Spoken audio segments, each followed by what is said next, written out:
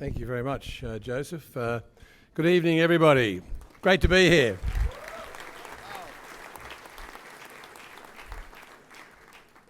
You always know they want a short speech when they stand right behind you, right?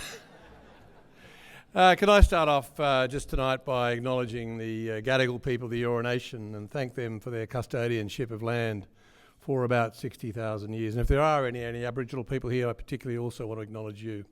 But can I say it is an absolute privilege to be here tonight with the Australian Lebanese Chamber, and not just the directors, not just obviously Joseph Rist, not just Joe Qatar, and of course Your Excellency, the Consul General Macron, but to be with all of you. There's nothing like being in the Lebanese family. It's amazing. I have been to so many wonderful functions, but I tell you what, the best functions are, no offence here, best functions at home, where you have all the food that just half kills me as I eat it, but I love it. And I've got to say, I can think back on quite a number of nights where I think the Lebanese community don't go to bed when they're having a big function at home, because it seemed to me that we were probably still going at 2 o'clock, 3 o'clock, and I think that just reminds me of the strong sense of family, friends, culture, and of course enterprise that the Lebanese community have brought to Australia. Joseph and I were just talking a little while ago about the contribution very early on, and it was back in the 1860s, of course, when the first the Lebanese community came out here. But today, I think if you were to think about those who have arrived first generation, but second generation, indeed third generation, you'd be saying that it'd be somewhere in 500,000, maybe more, of people with Lebanese heritage in our nation. And here in New South Wales, the contribution that has been made has been incredible. And I know tonight the Premier made sure that I conveyed to you his very best wishes. Dom Perrottet asked me to convey his best wishes, as did Natalie Ward, the Minister for Multicultural Affairs. It is actually my honour to be here tonight. We talked a little about earlier on about some of the contribution that's happened in the last 20 months. I must say I've been around a while longer, so I've seen the contribution over many, many years. And I know that a sense of industry, as I said, a sense of application, but the sense of culture, the sense of family, sense of love is enormous through the Lebanese community. I want to say thank you particularly. As was just highlighted, it's about 21 months now. It was the 25th of April 2020 that we got our first 4 cases in New South Wales of a virus that we knew nothing about. There were 4 people that day. There were 3 gentlemen in their 40s and 50s and one 21-year-old girl. The information we'd had from China was it wasn't transmissible. I couldn't quite understand as a former science teacher and a health minister how it wasn't transmissible at that stage when we were seeing vast numbers bouncing across from China and across the world. And of course, very soon it was pretty well everywhere. The challenge for us was to understand when we had no guidebook, no playbook, but I'd say sheer terror. I'd like to say it wasn't sheer terror, but it was. The possibility this virus was going to do what the health people were telling us it would do. In March, I remember sitting at the top floor of the health building over at North Sydney.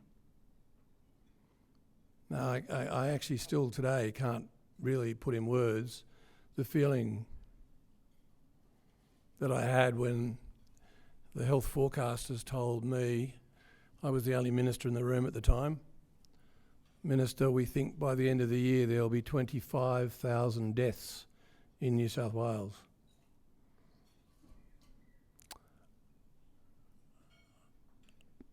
Looking back on it, it's a wonder I didn't think, why the heck am I the minister right now? But I didn't think that. I thought, well, we've got to do what we've got to do.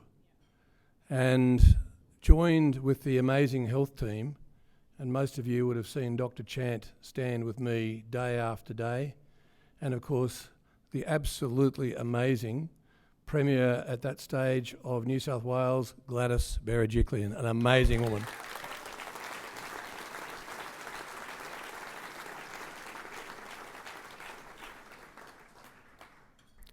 To be honest, I say this amongst friends, I don't care too much what ICAC has to say. I know that she saved our state, and I'd like you to put your hands together again and just thank her for doing that.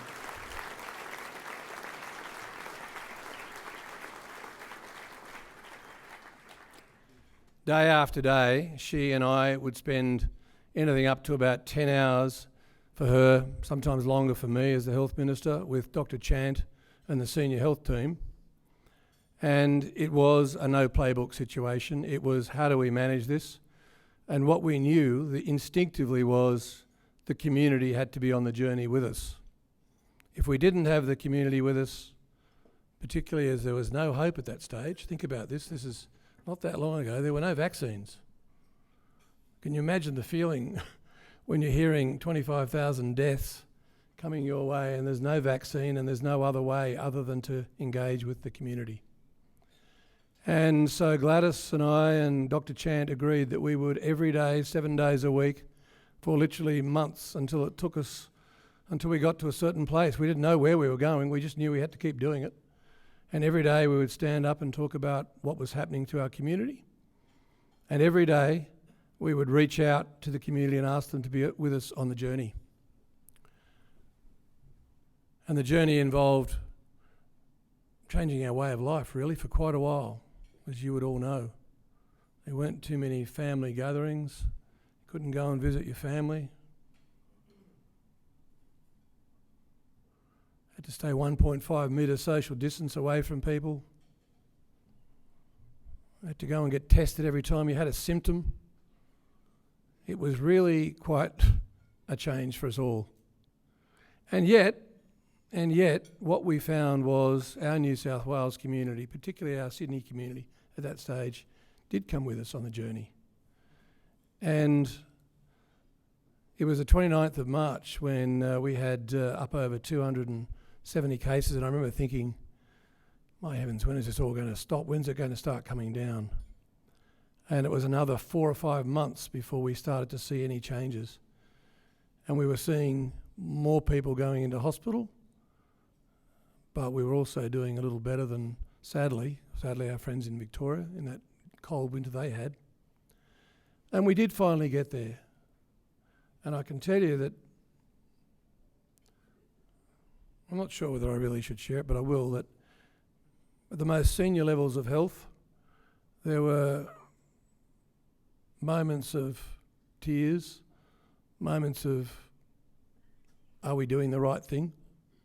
But we stuck with it, and the community stuck with us.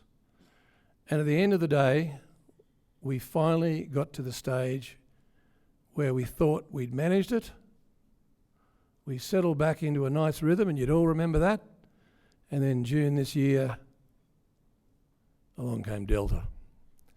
And within, Delta was very wild. Delta managed to get into 53 countries in 3 weeks. A very, very active virus.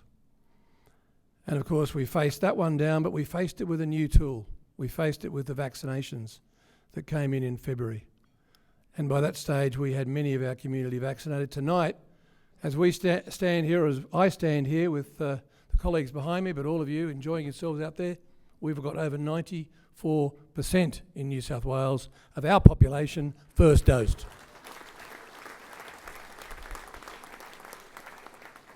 And so we now have Omicron. Hadn't even heard of that till about a week and a half ago.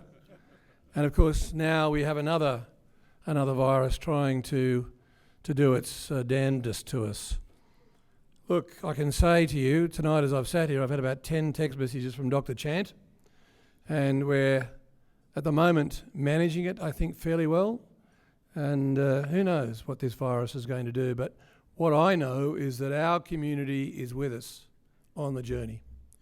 And I just want to say, I don't think, my instincts tell me that because I want to give you the confidence, that I think we have such a high rate of vaccination and we've all learnt how to keep safe, that I think those factors together will keep us safe.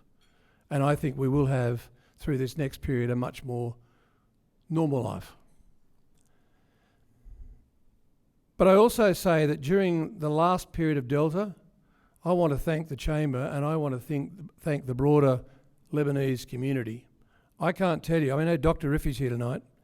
When I saw him setting up his vaccination clinic, and when I spoke to so many of the Lebanese leaders, Arabic leaders more broadly, particularly in southwest and western Sydney, and I spoke to many of them personally. Gladys Berejiklian and I would speak every morning before we did the press conference, usually for a couple of hours as we got briefed, but as we also talked about what we've both been doing, what else we needed to do, and I know Gladys was calling all of the community leaders. People in this room epitomise what Australia must be, can be, and actually is, and that is community leaders who take their communities with them.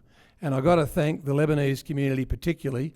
All quarters of the Lebanese community responded incredibly and immediately to our requests. So can I thank you, but I can ask you to clap yourselves for what was an amazing community effort. Thank you.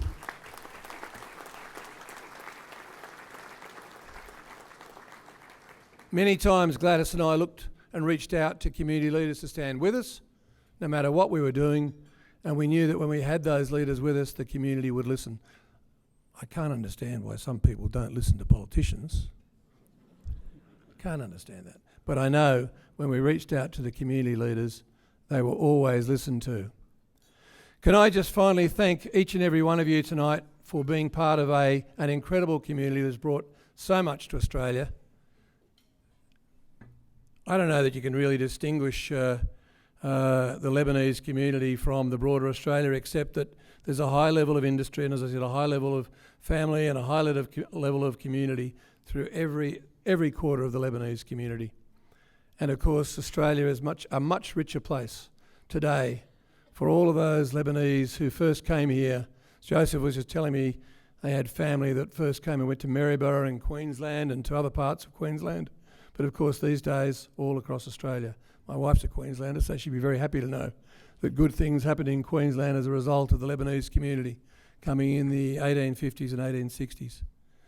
But I am absolutely convinced that we are a better nation, a better country for the contribution that the Lebanese community has made in so many ways. And I am proud, very proud, to be the health minister that has had the support of the Lebanese community. Thank you again for inviting me tonight. I really appreciate it. Thank you.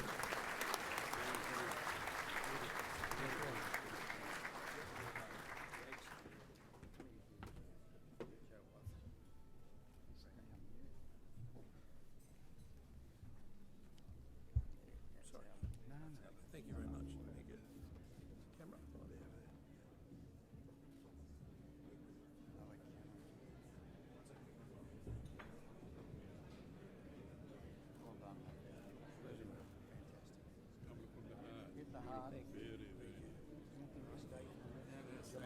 I'll take that. Yes.